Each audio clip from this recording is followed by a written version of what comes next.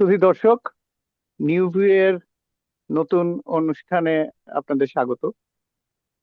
অনেকদিন পরে আমি এখানে আসতে পেরেছি আপনাদের সামনে কথা বলার জন্য। আমার নাম অভিক রহমান, আমি একজন সাংবাদিক। আহ, আজকে যে পর্ব, সেখানে আমরা বাংলাদেশের বর্তমান রাজনৈতিক পরিস্থিতি নিয়ে একটু দিকপাত করার চেষ্টা করব।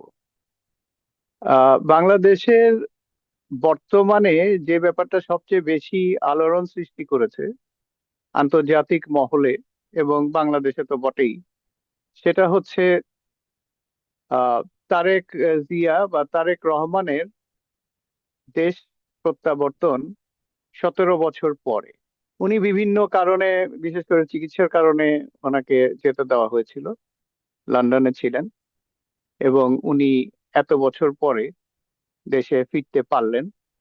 এবং যেই সময় ফিরলেন, তখন একটা বিরাট আহ, ঘটনা ঘটে গেছে বাংলাদেশের অভ্যন্তরে, যে ওসমান হাদি, যিনি একজন ইয়াং ছাত্র নেতা, এবং তিনি জুলাই বিপ্লবের সাথে ওতপ্রোতভাবে জড়িত ছিলেন এবং তার প্রচুর জনপ্রিয়তা ছিল, এবং তিনি ইলেকশনে দাঁড়ানোর জন্য প্রিপারেশন নিচ্ছিলেন। এই মুহূর্তে তাকে পয়েন্ট ব্ল্যাঙ্ক স্পেস থেকে গুলি করে হত্যা করা হয়, যাতে বাংলাদেশের সমস্ত জনগণ ফুঁসে ওঠে এবং বাংলাদেশের একটা কি বলবো, অরাজকতারও সৃষ্টি হয়। এবং এটাকে কেন্দ্র করে দুটো পত্রিকা অফিস, যে বাংলাদেশের খুব পপুলার পত্রিকা অফিস প্রথম আলো এবং ডেইলি স্টারে আগুন দেওয়া হয়, যেটা খুবই দুঃখজনক। এবং পরবর্তীতে ছায়ানটের মতো সাংস্কৃতিক কার্যালয়ে গিয়ে ভাঙচুর করা হয়, উদীচীতেও ভাঙচুর করা হয়।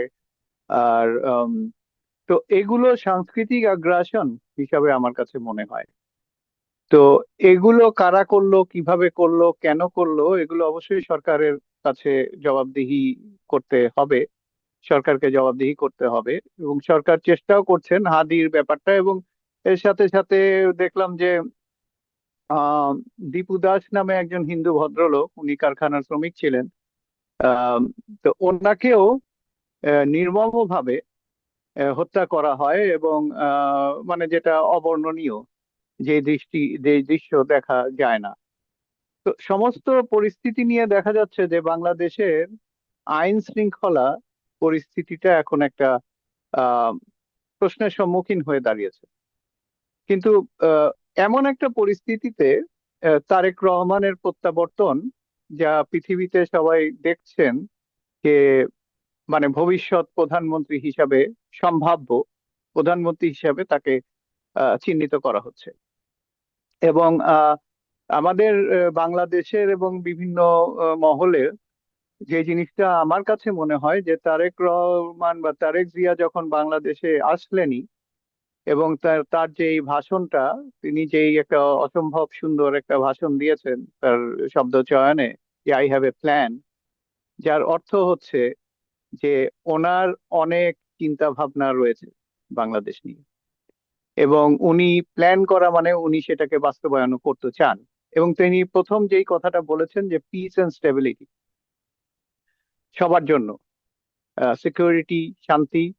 অবশ্যই উনি একটা কথা বলেছেন যে বাইরের ইন্ধন আছে, বাইরের মানে অরাজকতা সৃষ্টির চেষ্টা আছে, যে জন্য উনি ধৈর্য ধারণ করতে বলেছেন। এটাই হলো আসল কথা। বাংলাদেশের মানুষ, যেমন আমি ওই দিন ভারতীয় একটা চ্যানেলে, ভারতীয় যারা সাংবাদিক এবং ডিপ্লোম্যাট এবং যারা আহ, উম, আহ, কি বলে, সেখানে বিভিন্ন রকমের চ্যানেলে কথা বলেন, বক্তাদের কথা শুনছিলাম। ওনারা যে কথাটা বলছেন, কোথায় বাংলাদেশে যে ঘটনা ঘটেছে, সেই ঘটনার জন্য বাংলাদেশের জনগণ যেভাবে অরাজকতা সৃষ্টি করছে, ভারতে অনেক ঘটনাই ঘটে কিন্তু এইভাবে অরাজকতা সৃষ্টি হয় না। তো এমনকি এমনও দেখা যাচ্ছে যে বিভিন্ন ভাবে সরকারকে দোষারোপ করা হচ্ছে, সরকারের পদত্যাগ চাওয়া হচ্ছে, এবং রাস্তাঘাট আটকিয়ে ফেলা হচ্ছে, এবং আন্দোলন করা হচ্ছে, এবং সর্বোপরি ভারত বিরোধী একটা মনোভাব সৃষ্টি হয়েছে। যেটা ভারত, আমি যতদূর দেখলাম যে ভারতীয় উম, কি বলে, ভারতের যে প্রশাসন, তারা বাংলাদেশের অ্যাম্বাসেডরকে ডেকে নিয়ে বলেছে যে এই যে মানে কোনো জাস্টিফিকেশন ছাড়া বা কোনো ইনভেস্টিগেশন ছাড়া এইভাবে ভারতকে দোষারোপ করা একটা আহ, হত্যাকাণ্ডের কারণে, রাজনৈতিক হত্যাকাণ্ডের কারণে, সেটা কতটা উচিত হচ্ছে, এবং সেটা আপনারা ঠিক মতো খতিয়ে দেখেন। এবং এই এই ইনভেস্টিগেশনের ব্যাপারটা কিন্তু ইউনাইটেড নেশনস এর যে হিউম্যান রাইটস কমিশন আছেন ওখানে, ভলকার টুর্ক, উনি নিজেও বলেছেন যে এটার একটা সুচারু ইনভেস্টিগেশন দরকার। তো বাংলাদেশ গভর্নমেন্টের একটা অব্লিগেশন যে এটা ঠিক ইনভেস্টিগেশন করা, আন্দাজে কোনো কথা না বলা, যেমন ফেসবুকে এবং বিভিন্ন কোন সোশ্যাল মাধ্যমে, সামাজিক মাধ্যমগুলোতে বিভিন্ন ধরনের কথা ছড়ানো হচ্ছে। তবে গতকালকে ডিবির একটা প্রেস ব্রিফিং এ আমরা দেখলাম যে তারা বলছে এতদিনে নিশ্চিত করেছে যে বাংলাদেশের যিনি মানে হাদি, ওসমান হাদিকে যিনি হত্যা করেছে, সে ভারতে মেঘালয়ে তার একটা ট্রেস পাওয়া গেছে, মানে সে ভারতে চলে গেছে, বাংলাদেশে আর নাই। যেটা নিয়ে অনেক দিন ধরে অনেক বিতর্ক হচ্ছিল। একটা গ্রুপ তারা বলছিল না বাংলাদেশেই আছে, আরেকটা গ্রুপ বলছিল যে না তারা বাংলাদেশে নাই। এবং যার কিছু মানে আম, আলামত পাওয়া গেছে, যে যেমন ফিলিপ নামে যেই ছেলেটা ময়মনসিংহ এর বালুকায় ওখান থেকে পার করে দিয়েছে, তাকে খুঁজে পাওয়া যাচ্ছে না। তো এই সমস্ত ইনসিডেন্ট থেকে বোঝা যায় যে সে চলে গেছে, কিন্তু বাংলাদেশ গভর্নমেন্ট অনেকদিন পরে ওসমান হাদির যে দল, ইনকেলাব মঞ্চের আম, কি বলবো প্রেসারে, কারণ তারা তাদের জায়গা ছাড়ছে না বিচার না হওয়া পর্যন্ত, প্রেসারে এই ব্যাপারটাকে সামনে নিয়ে আসে যে বাংলাদেশ থেকে সেই খুনি পালিয়ে গেছে এবং ভারতে আশ্রয় নিয়েছে। কারণ ভারতের মেঘালয়ে সে আছে এবং সেখানে নাকি দুইজনকে গ্রেফতারও করা হয়েছে যারা তাকে সহযোগিতা করেছিল, কিন্তু আসল খুনি যে ফয়সাল নামে, তাকে পাওয়া যায়নি এখনো। তবে পুলিশের কথাবার্তা শুনে মনে হলো যে তারা কিছুটা আস্থাবান যে তারা সপ্তাহখানেকের ভেতরে একটা চার্জশিট দিবে এবং সেখানে সমস্ত জিনিস তারা তুলে ধরবে। দেখা যাক, কিন্তু সেই পর্যন্ত বাংলাদেশের জনগণকে তো শান্ত থাকতে হবে। বাংলাদেশের জনগণকে তো এইভাবে রাস্তা আটকিয়ে দেশের অবস্থা খারাপ করে এবং বিভিন্ন সোশ্যাল মিডিয়ায় সরকারকে দোষারোপ করা হচ্ছে যে সরকার নাকি এই হত্যাকাণ্ড ঘটিয়েছে। এবং বিভিন্ন পত্রিকা অফিস এবং সাংস্কৃতিক কার্যালয়ে যেই অ্যাটাক গুলা হয়েছে, যে বার্নিং গুলা হয়েছে, সেগুলো নিয়েও অনেক সন্দেহ, অনেক কনস্পিরেসি, অনেক কিছুই চলছে। কেন আর্মি এত পরে আসলো, কেন এগুলো হলো না হলো, এই সমস্ত কথাবার্তা আছে। তো একটা ফোর্স মুভ করতে গেলে কিন্তু সময় লাগে, বিশেষ করে আর্মি যখন মুভ করে তখন সময় লাগে।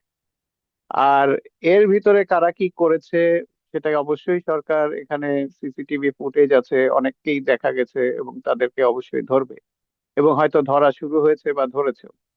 বাংলাদেশের যেই জিনিসটা আগে হতো না, যেটা এখন হয়, সেটা হচ্ছে কোনো ক্রাইম হয়ে গেলে সেটার সুষ্ঠু তদন্ত এবং বিচারটা হচ্ছে বলে সবার কাছে ধারণা পাওয়া যাচ্ছে। হ্যাঁ, যদিও ক্রাইম থামানো এত সোজা না। পৃথিবীর সর্বক্ষেত্রেই ক্রাইম হচ্ছে, আমেরিকায় প্রতিদিনই ক্রাইম হচ্ছে, প্রতিদিনই ওকে মারছে, ওখানে গুলি হচ্ছে। ওয়াশিংটন ডিসিতে এত আম, আম, কি বলে, ওখানে যে সোলজার নামানো হলো, ন্যাশনাল গার্ড, এরপরেও তো ক্রাইম হচ্ছে, এবং ন্যাশনাল গার্ডের উপরেও তো গুলি বর্ষণ হয়েছে এবং মারাও গেছে।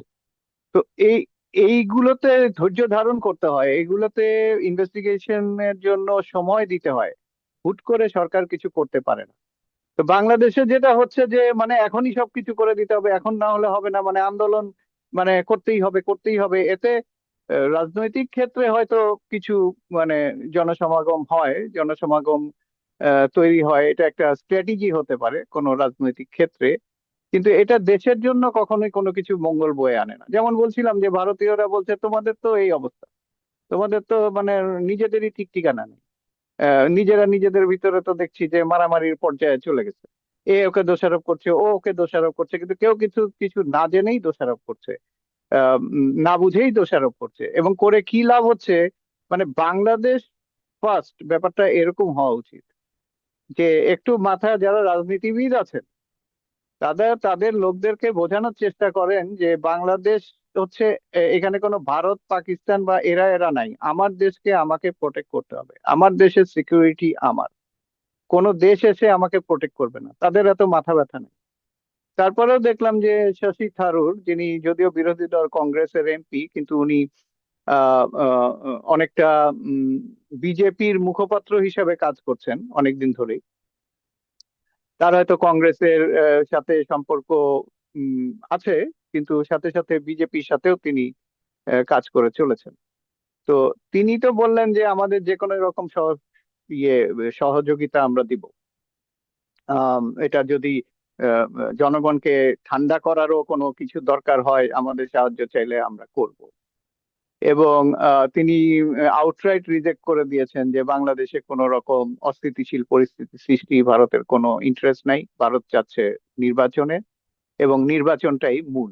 আমিও ওইদিকে আসছি যে হ্যাঁ, বাংলাদেশ গভর্নমেন্টের অবশ্যই ইনভেস্টিগেশন করে, যেমন দীপু দাস, তার মোটিভটা কি, তাকে যে ফ্যাক্টরি থেকে বের করে দিল জনগণের সামনে, এবং এটা বানানো হলো এক জাতীয় মব, এবং তারপরে তাদের যে মানে কি বলবো অমানবিক কার্যকলাপ, এটা তো আমাদের মাথা হেড করে দেয়। এটা তো যারা করছে মুসলিমের নামে, ইসলামের নামে, তারা আসলে ইসলামের মানে বদনাম করছে, ইসলামের ক্ষতি করছে। এতে ইসলামের কোনো লাভ হচ্ছে না, বা বাংলাদেশের কোনো লাভ হচ্ছে না, এগুলো সব ক্ষতি হচ্ছে। এবং না জেনে না শুনে, হ্যাঁ ভারত বিরোধী ভারত বিদ্বেষী হচ্ছে ঠিকই আছে, কারণ অনেক ঘটনা শেখ হাসিনা ভারতকে মানে এমন ভাবে করেছে যেন ভারতই সবকিছু, ভারতই বাংলাদেশের সবকিছু চালাচ্ছে। কিছুটা হয়তো সত্য, কিন্তু ওই দিন যেমন আমি পঙ্কজ শরণের, উনি বাংলাদেশের দুইবার উনি বাংলাদেশের অ্যাম্বাসেডর ছিলেন, বা হাই কমিশনার যেটাকে বলে, উনি পঙ্কজ শরণ কিন্তু বলছেন যে আমরা কি করব, আমরা বাংলাদেশের সাথে কিভাবে কাজ করব। আমরা তো যখন যে পাওয়ারে আছে, ক্ষমতায় আসে, সেই দল বলে আমাকে ছাড়া আর কারোর সাথে কথা বলতে পারবেন না। যেমন আওয়ামী লীগের সময় আওয়ামী লীগ ছাড়া আর কারোর সাথে কথা বলা যায় না, বিএনপি সময় বিএনপি ছাড়া আর কারোর সাথে কথা বলা যায় না, যে ক্ষমতায় আছে তার সাথেই কাজ করতে হবে, নো ওয়ান এলস। কিন্তু উনি বলছেন যে অন্যান্য দেশ যেমন আমেরিকা বা ইউকে বা কানাডা বা অন্যান্য দেশ, ইভেন চায়নাও, they can contact other parties, তাদের সাথে কথা, কিন্তু ভারত কেন যেন পারে না বলছে। দেখা যায় এটা তাদের ব্যাপার, এবং তারা ব্লেমটা করছে বাংলাদেশ। তো আমাদেরও একটু চিন্তা করতে হবে যে আমরা মানে পাওয়ারে যে আসলাম, সে সমস্ত কিছু কুক্ষিগত করলাম, অন্য দেশের সাথেও অন্যদেরকে কোনো যোগাযোগ করতে দিলাম না, অপোজিশন যে থাকবে তাকে কিছু করতে দিলাম না, এগুলো আমাদের ভাববার বা চিন্তা করার ব্যাপার আছে। শুধু একচেটিয়া সে করছে, তার তো ইন্টারেস্ট সে সার্ভ করবে, আমার লোক ইন্টারেস্টটা সার্ভ করতে দিবে কিনা, সেটা হলো মূল কথা। সে ইন্টারেস্ট সার্ভ করবে বলে আমি তাকে দোষারোপ করতে থাকবো, এটার কোনো মানে যুক্তিও নাই, মানসিকতাও কিছুই নেই। যদি আমার এই কথাগুলো অনেকের কাছে মনে হবে যে হ্যাঁ তুমি কি প্রো ভারতীয়, না প্রো ভারতীয় কিছু না, এটা একটা ডিপ্লোম্যাটিক সিচুয়েশন যেখানে সবাই ভালোটা করতে চায়। কিন্তু সবচেয়ে বোকামি হবে যখন আমার দেশে আনরেস্ট তৈরি করব, আমি আমি মারামারি করব, আমি জ্বালাবো, আমি এই করব, আমি সেই করব। মানে যেখানে ওসমান হাদিকে সারা পৃথিবী থেকে রেসপেক্ট করা হয়েছে, কন্ডোলেন্স দেওয়া হয়েছে তার মৃত্যুতে, আমেরিকান এম্বাসি থেকে, even recently United European union থেকে, যেটা নাকি অনেকে বলছে এটা আনইউজুয়াল, ইউরোপিয়ান ইউনিয়ন এরকম করে না, কিন্তু করেছে, মানে কন্ডোলেন্স জানিয়েছে হাদিকে।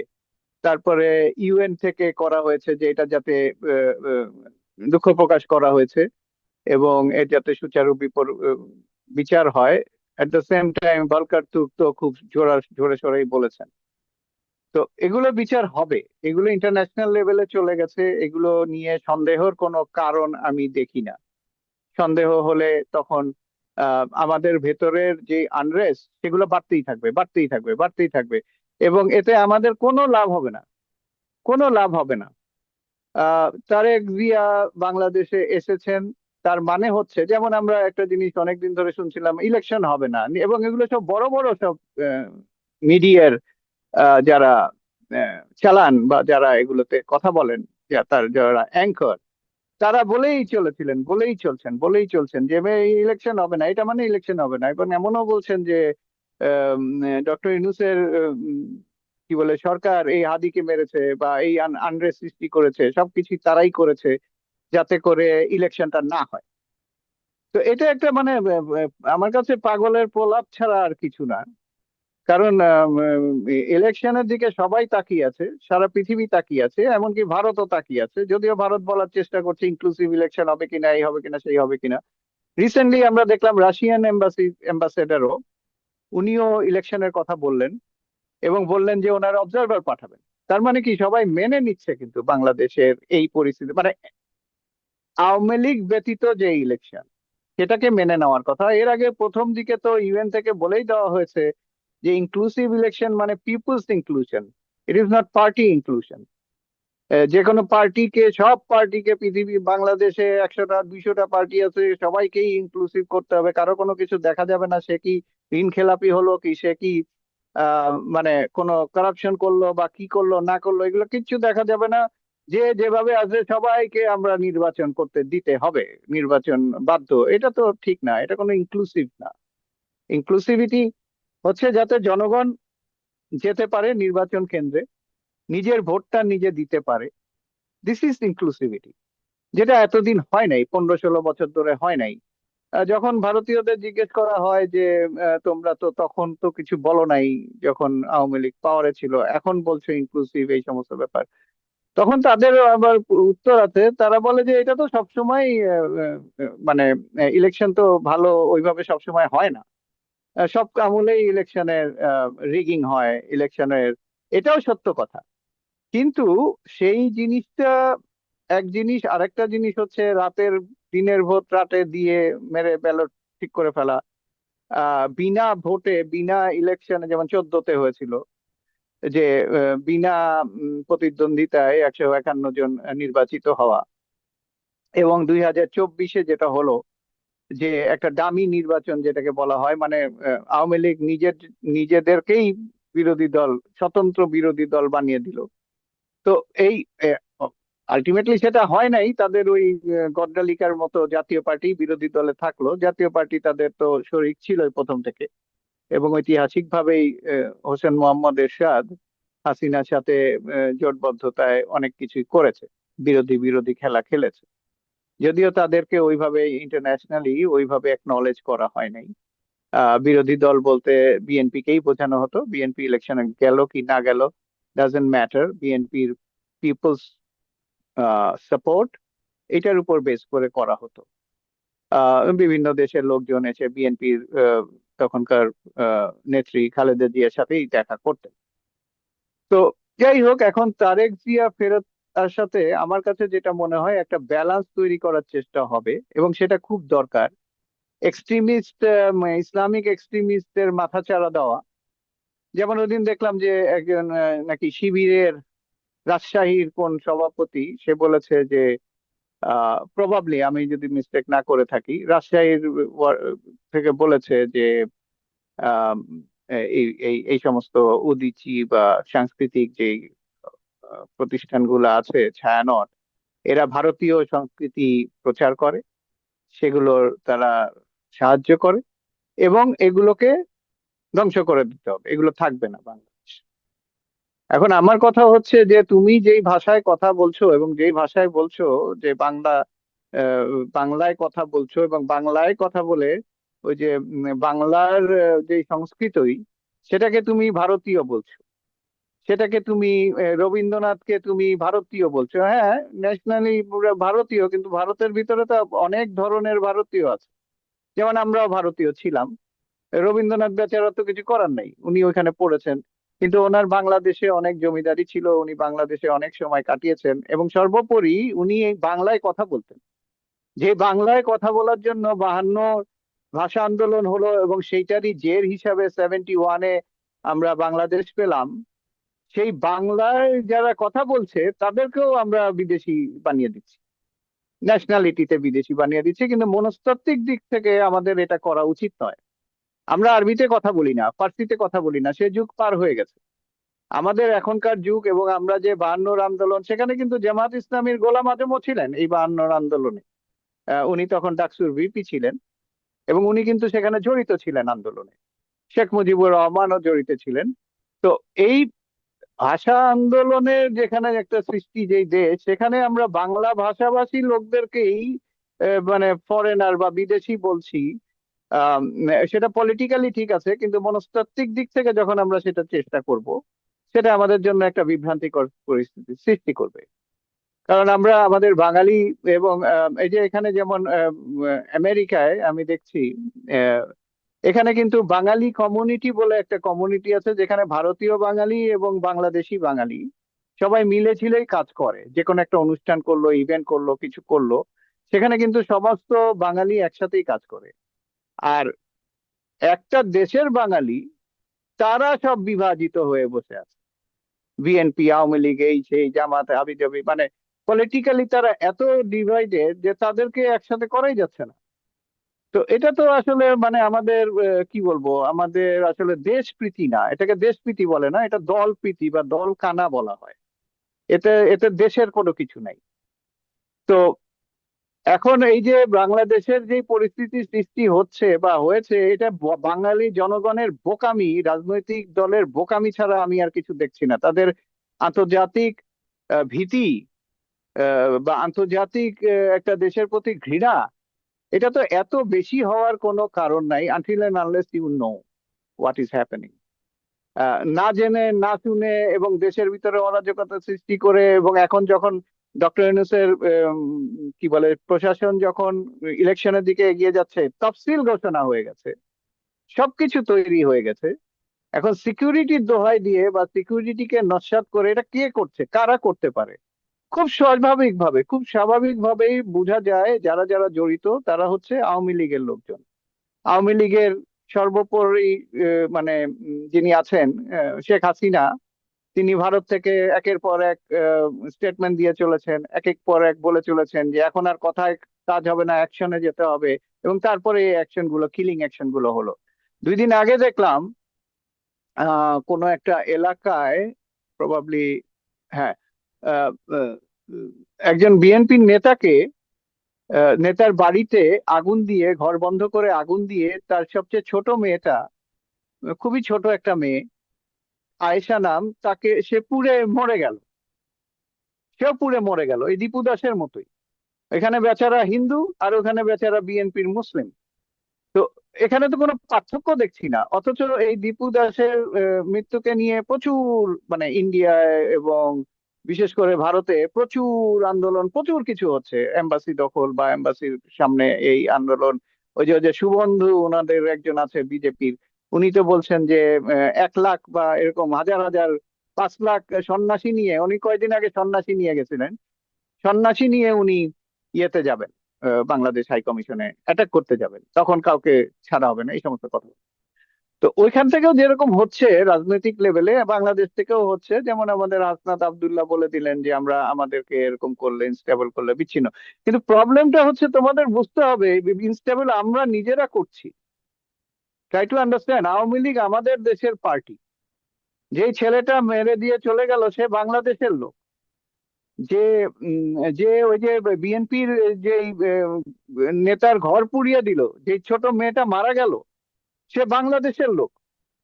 যে এই যে কয়দিন আগেও আবার দেখলাম যে আওয়ামী লীগের এক মানে এক নেতার সহকারী, তার প্ররোচনায় একজনকে 10,000 টাকার বিনিময়ে সে কি বলে ওটাকে, আহ একটা ইলেকশন অফিসে গিয়ে, মানে নির্বাচনী অফিসে গিয়ে সেখানে সে আগুন লাগিয়ে দিয়ে আসে। তো এগুলো তো হচ্ছে যে একটা মানে sporadic activities to create a situation where law and order seems bad. যেমন হাদির কারণে ইন্ডিয়ান সব মিডিয়ায় বলছে যে বাংলাদেশ অন দ্য বয়েল, মানে ফুটছে ফুটছে। এতে কার লাভ হচ্ছে? আমরা মনে করতে পারি হ্যাঁ আমরা খুব মহা আন্দোলন, বিদ্রোহ, কার বিরুদ্ধে করছি বিদ্রোহ?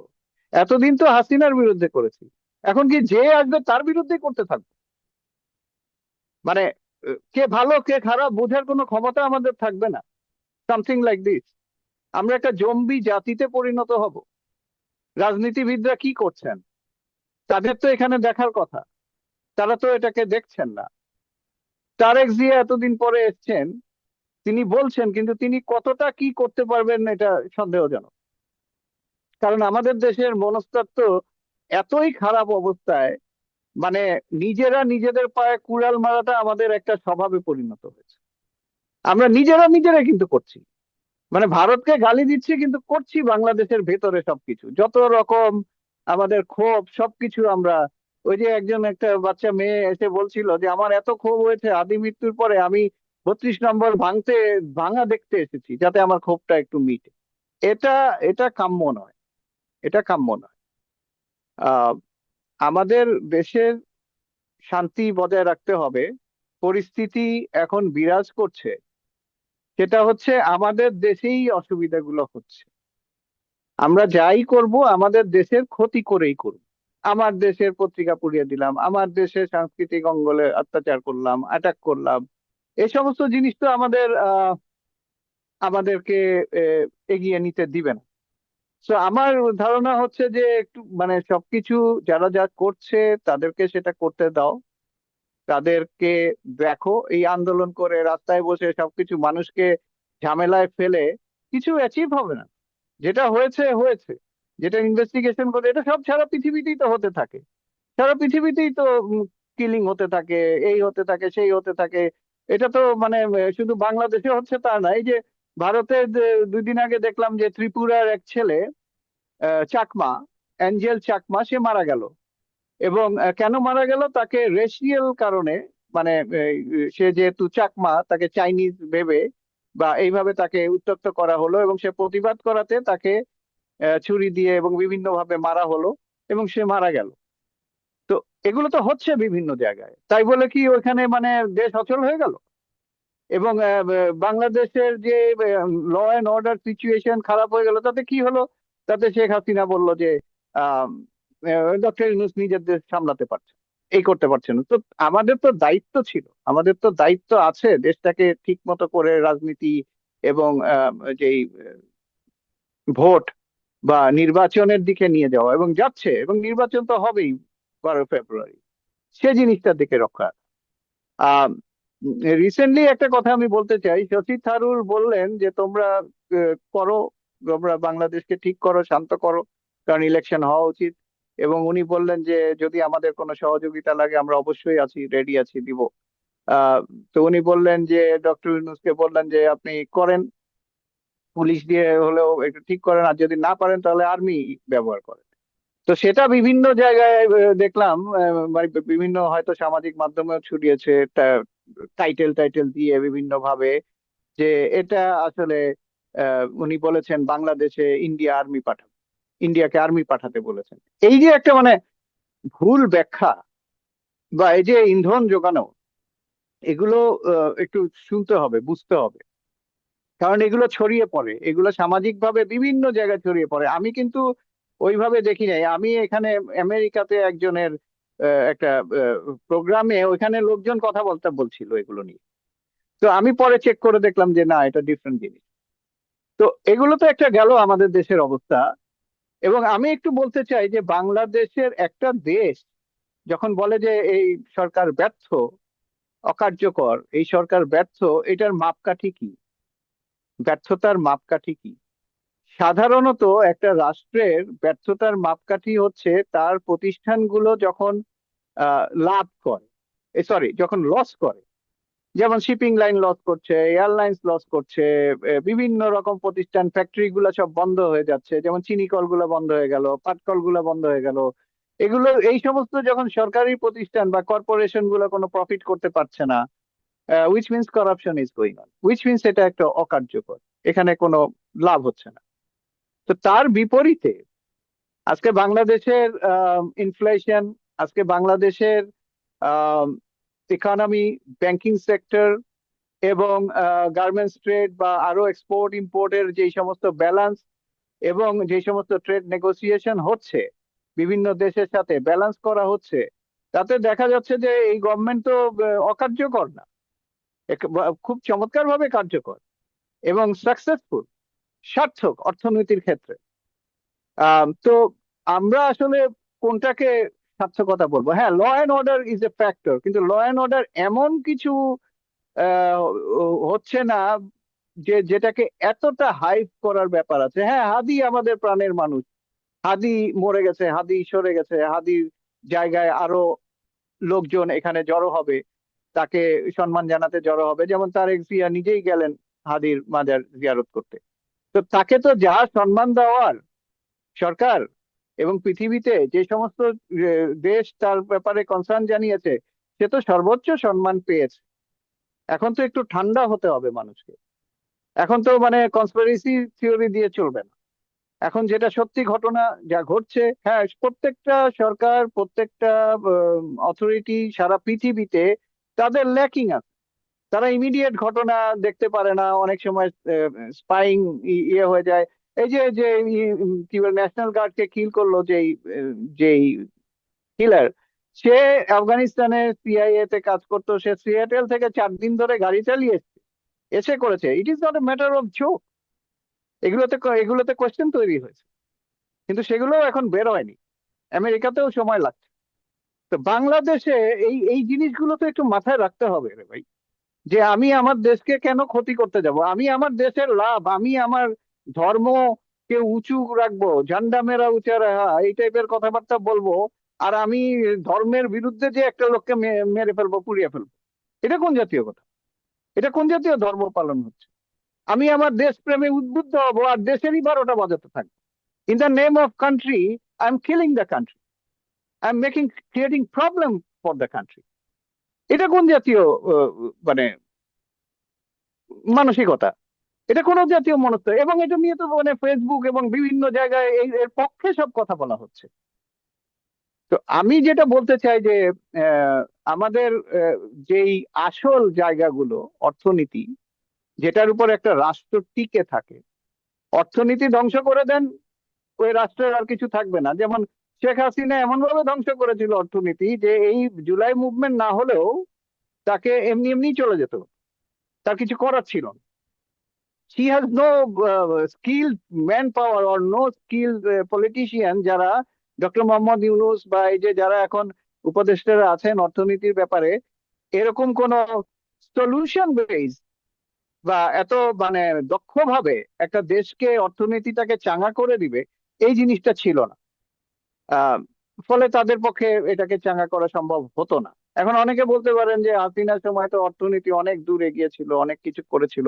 এটা শুধু হাসিনার সময় হয়নি, এটা যে এর আগের গভর্নমেন্টও যেভাবে কাজ করে গেছে, তার আগের গভর্নমেন্টও যেভাবে কাজ করে গেছে, এটা একটা পলিসি লেভেলের অর্থনৈতিক চাবিকাঠি।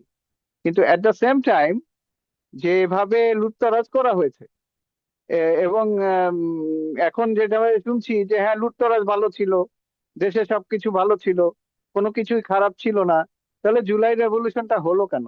জুলাই রেভলিউশনে তো হাদির কি বলে জানা যায় যে পরিমাণে মানুষ হয়েছে, জুলাই রেভলিউশনে তো ওরকমই মানুষ হয়েছে। সর্বস্তরের লোকজন এসেছে, নারী পুরুষ, বাবা মা ছেলে বাচ্চা সবাই এসেছে। এটা তো আমরা দেখেছি, এটাকে তো না করার কিছু নাই। তো এবং আমরা তো অবশ্যই যারা মারা গেছে তাদের রুহের মাগফিরাত কামনা করছি, এবং যারা অসুস্থ আছে তাদের সুস্থতা কামনা করছি। তো এই এগুলোতে তো থামাতে হবে, কারণ ইন্টারন্যাশনালি আমাদেরকে তো একটা মানে স্টুপিড বলা হচ্ছে, যে এরা কি করছে এগুলা, what the hell they are doing. এটা তো আমাদের কোনো সম্মান বয়ে বয়ে আনছে না। আমাদের একজন মারা গেছে দেখে যে আমরা সারা মানে ধ্বংসযজ্ঞ চালিয়ে ফেলবো in the name of that, তো এইটা তো ইভেন হাদিও চায় নাই। এটা তো মানে কেউই চায় না, কিন্তু কিছু লোক তো চাবেই, কিছু লোক তো করবেই। তো আমার মনে হয় যে আমাদের এখন উচিত হচ্ছে সরকারের যে ইলেকশন, তারেক জিয়া যে চলে এসছেন এবং এখানে রাজনীতির অনেক অনেক পরিবর্তন হচ্ছে। যেমন এনসিপি কে দেখলাম একবার এদিকে যাচ্ছে একবার ওদিকে যাচ্ছে। তারা অনেক ছোটদের একটা দল, ছাত্রদের দল, তাদের শিখতে অনেক সময় লাগবে। তবে তারা যেটা করছে যে কেন জামাতের কাছে যাচ্ছে, জামাতের সাথে জোটবদ্ধ করছে, এখানে কিছু কনফিউশন আছে যেটা তাদের দূর করা উচিত ছিল আগে থেকেই। সেগুলো তারা করে না, হঠাৎ করে একটা কিছু করে ফেলে। যে জামাতের সাথে কেন যাচ্ছে, বিকজ তাদের ওই ওই ইনফ্রাস্ট্রাকচার কানেকশন গুলো নাই। গ্রামে গঞ্জে বিভিন্ন জায়গায় ওই লেভেলে তারা চেয়েছিল করতে, কিন্তু তারা করতে পারে নাই, কারণ তারা তো আছে ওই অ্যান্টি ভারত, অ্যান্টি এই, অ্যান্টি সেই, বড় বড় পলিসি। তারা যে রাজনৈতিক মাঠটাকে কংক্রিট করবে, নেটওয়ার্ক গুলোকে যে ঠিক করবে, পকেট অফ তো ভোট সেগুলো যে তারা করবে এগুলো তো তাদের নাই। তারা তো মহা নেতা হয়ে গেছে, তারা আসল জায়গায় নাই, রাজনীতি ইলেকশনে গেলে কি হবে সেটাই বোঝে না, কিন্তু তারা মহা নেতা। তো এখন বিপদে পড়ে গেছে, এখন কি করবে, এখন তাদের নীতি নির্ধারণ অবস্থা বেহাল অবস্থা।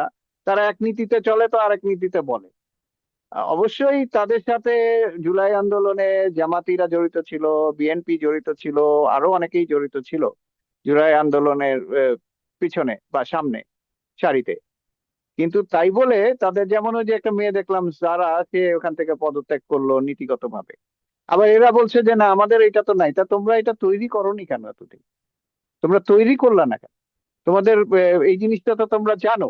এলজিআরডি তে ছিল ওই যে সজীব, তো সে তো জানে, সে তো এখানে কাজ করে এসেছে, তার তো জানা উচিত এই সমস্ত ব্যাপারগুলো। তো যাই হোক, তারপরে এক্সপেরিয়েন্সের ব্যাপার আছে, আর ব্যাপার হচ্ছে যে মানে যেটাকে বলে হচ্ছে উইজডমেরও ব্যাপার আছে। রাজনীতি এত সোজা না। রাজনীতিতে মানুষের সংস্পর্শ লাগে, রাজনীতি একটা ট্রেডিশনাল ব্যাপার। এখানে অনেক বছর ধরে মানুষজন আছে যারা আওয়ামী লীগের সময় গ্রামে গঞ্জে থেকে পালিয়ে গিয়েছিল, তারা আবার ফেরত এসেছে এবং তারা তাদের জায়গাগুলো ঠিক করে নিয়েছে। ভ্যাকিউম ঠিক থাকে না, কিন্তু এনসিপি তো সেটা করেনি। আর জামাতের ব্যাপারে যেটা বলবো, যে জামাত আজকাল বলতে চেষ্টা করছে যে তারা তো বাংলাদেশি জামাত, তারা পাকিস্তানি জামাত না, যার ফলে দেখলাম যে তারা সনাতনী ধর্মের অনেককেই হয়তো কনসিডার করছেন এমপি ইলেকশনে দাঁড়ানোর জন্য। এবং রিসেন্টলি দেখলাম যে তারা জোট করেছে, প্রায় 30টা সিট তারা ছেড়ে দিয়েছে এনসিপির জন্য। এখানে মানে এরকম ব্যাপার না যে জামাত ইসলামী মানেই এটা একটা বিরাট একটা প্রবলেম হয়ে গেল, আই ডোন্ট থিঙ্ক সো। আমার কাছে মনে হয় যে এটা বরঞ্চ বিএনপি তো একটা বড় দল, বিএনপির ক্ষমতায় আসার সম্ভাবনা, এবং সারা পৃথিবী থেকেই বলছে সম্ভাব্য প্রধানমন্ত্রী তারেক জিয়া। তো এবং তারেক জিয়া এমন একটা সময় আসলেন, খুব গুরুত্বপূর্ণ সময়, যখন বাংলাদেশের স্টেবিলিটিটা খুব দরকার, এবং তাদের লোকজনকেই পুড়িয়ে দিচ্ছে। এখন আমরা ওইগুলো হাইলাইট করছি না, আমরা ওই কিছু ইন্ডিয়ান মেকানিজমের জন্য আমাদের দেশের মেকানিজমও দীপু দাস করছে। কিন্তু ওই যে আয়সা মেয়েটা যে মারা গেল, ওইদিকে নাই। এই যে নির্বাচন অফিস পুড়িয়ে দেওয়া হলো, এটার যে একটা অ্যানালাইসিস হবে যে কারা করতে পারে এবং কেন করতে পারে, এবং তো বেরিয়েও তো যাচ্ছে এগুলো তো সব ছাত্রলীগের এবং আওয়ামী লীগের লোকজন করাচ্ছে, এবং এটা তো অনেকদিন ধরেই শোনা যাচ্ছে। ডক্টর মোহাম্মদ ইউনূস তো বলছে যত ইলেকশন আসবে তত এই সমস্ত অ্যাটাক, এই সমস্ত স্পোরাডিক প্রবলেম গুলো তৈরি হয়ে যাবে। তো এখন এটা যদি আমরা সম্পূর্ণ ইন্ডিয়ার উপরে ছেড়ে দিই বা ইন্ডিয়াকে দোষারোপ করতে থাকি, তাহলে এটা আমাদের জন্য ভুল হবে। কারণ করছি আমরা, বাঙালিরাই করছে, ও আওয়ামী লীগ হোক, বিএনপি হোক, আর যেই হোক, এনসিপি হোক, হুএভার ইট ইজ, আমাদের লোকজনই করছে। আমাদের এখানেই হচ্ছে, ইন্ডিয়ায় যে হচ্ছে না, এখানেই হচ্ছে। তো এখানে এই আমার মাথায় ঢুকে না। এখন আমাদের দরকার হচ্ছে সবার সাথে সম্পর্ক তৈরি করা, সবার সাথে সম্পর্কটা ঠিক করা। এই সমস্ত ফালতু কথাবার্তা বলে, আমাদের দেশটা তো এমনি ছোট, এমনি খুব আমরা ভালনারেবল, এমনি হাজারটা প্রবলেম আছে। ওইখানে রোহিঙ্গারা বসে আছে 11 লাখ। তো উই ক্যানট ডু এনিথিং। যখন একটা করিডোরের কথা বলা হলো, মহা আন্দোলন তৈরি হয়ে গেল। এর কিন্তু সলিউশন কি? Nobody gives the solution. যখন পোর্টকে দেওয়া হলো বিভিন্ন কি বলে পোর্ট যারা চালায় তাদেরকে, মহা আন্দোলন শুরু হয়ে গেল। দেন হোয়াট ইজ দ্য সলিউশন? এই গভর্নমেন্ট তো সলিউশন দিচ্ছে, তুমি নিচ্ছ না কারণ তোমার করাপশন, তোমার দুর্নীতি। এই যে রাজনীতিতে টাকা লাগে, ওই দিন দেখলাম যে যারা, যে মেয়েটা সে কিছু টাকা তুলেছে তার ফেসবুকে রিকোয়েস্ট করে, এগুলো American style of funding people's shareholder. This is a good ploy. এগুলো চালু থাকুক, এগুলো করতে থাকুক। এবং আমার মনে হয় যে এবার যারা ভোটার, তাদের উচিত হবে মানুষ দেখে ভোট দেওয়া, মার্কা দেখে না। মার্কায় আমরা অনেক ভোট দিয়েছি, কোনো লাভ হয় নাই। মানুষকে আমরা নিয়ে আসতে চাই, কারণ মানুষই সব কাজ করে। তো আম, আমি সবাইকে ধন্যবাদ জানাচ্ছি আমার এই কথাগুলো শোনার জন্য। আমার কাছে মনে হয়েছে যে বাংলাদেশের স্টেবিলিটিটা এখন খুব দরকার, বাংলাদেশের রাজনীতিতে, বাংলাদেশের আম, যে ভোটের দিকে আমরা যাচ্ছি গণতন্ত্রের জন্য, বাংলাদেশের স্টেবিলিটিটা প্রচন্ড দরকার। এবং এখানে রাস্তা আটকিয়ে এই করে আন্দোলন করে, মানে দেখানো, লোক দেখানো, এটাতে কোনো লাভ হবে না। এতে খালি ইয়ে হবে, মারামারি হবে বা ধ্বংসযজ্ঞ হবে, এই হবে। আসল জায়গা তো এটা না। আসল জায়গা হচ্ছে আমাদেরকে, আমাদের মূল লক্ষ্য যেটা এখন আপাতত, যেই মূল লক্ষ্য সেটা হচ্ছে 12ই ফেব্রুয়ারির আমাদের যে নির্বাচন, সেটাকে শান্তিপূর্ণ সুষ্ঠুভাবে পালন, তাহলে পৃথিবীতে আমরা আবার মাথা উঁচু করে দাঁড়াতে পারবো। সবাই তাকিয়ে আছে আমাদের নির্বাচনের দিকে, আর আমরাই অনির্বাচিত কাজ করছি, সরি অনির্বাচিত না, মানে যেটা নির্বাচন যাতে না হতে পারে এই সমস্ত কাজ করছি, আইদার ওই হাদির পার্টি হোক আর ওই ইনকিলাব মঞ্চ বা যেই হোক, যেই দলই হোক। আমাদের বাংলাদেশকে চিন্তা করতে হবে, হাদির চিন্তাধারাকে চিন্তা করতে হবে, তার কনসেপ্টটা ধারণ করতে হবে, না হলে তো এটা হিপোক্রেসি হয়ে গেল। আমি in the name of Hadi I am killing হাদিস concept, I am killing my own people, I am killing my own country, I am just destroying myself, suicidal. এটা তো মানা যায় না, বা এটা করা উচিত না। এটা দেশের কোনো লাভ হবে না। তো ধন্যবাদ সবাইকে, আমার এই পর্যন্তই ছিল আজকের মতো। পরবর্তীতে আবার কথা বলবো। আমার মনে হয় যে আমরা যদি একটু চিন্তা করি, সুচিন্তিত কার্যকলাপ করি, এরকম ধ্বংসযজ্ঞ না করি, তাহলে আমরা অনেক একটা উন্নত জাতি হিসাবে তৈরি হতে পারবো। ধন্যবাদ সবাইকে।